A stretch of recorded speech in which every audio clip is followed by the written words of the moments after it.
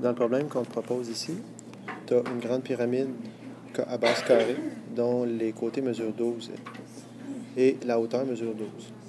On coupe la pyramide aux 2/3 de sa hauteur. Si je coupe la pyramide aux 2/3 de sa hauteur, quelle va être la hauteur de la petite? Ça va être le 2/3 de 12. Alors ici, mon H, c'est quoi? C'est H de la petite égale K fois H de la grosse, c'est-à-dire 2/3 de 12 cm, ce qui me donne 8 cm. D'accord? Donc, j'ai 8 cm. C'est le rapport de proportion entre la petite et la grosse. Puisque la petite, on l'obtient en prenant la section du haut de la grosse, elles ont nécessairement la même forme, c'est-à-dire un carré pour la base et, je dirais, les mêmes angles.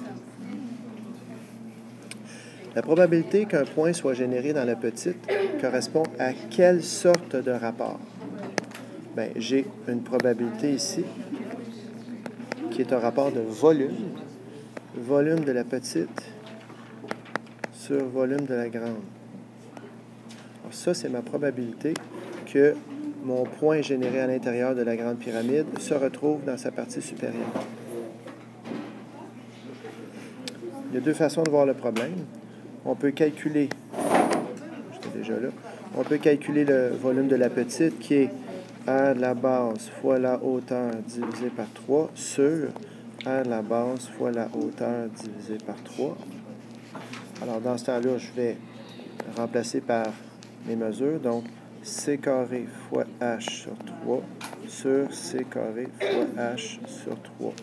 Donc, petite 8. Même chose pour C8, hein, pour la petite. Ça va être en bleu. Si je reprends mon crayon ici, j'ai 8 cm et 8 cm, puisque le rapport de similitude est de 2/3.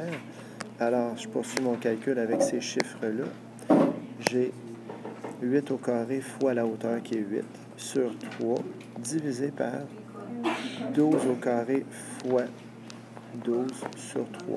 Bien, 8 au carré fois 8, ça fait 8 à la 3 sur 3 sur 12 à la 3 sur 3. Es-tu toujours d'accord avec ça? Diviser, c'est multiplier par l'inverse.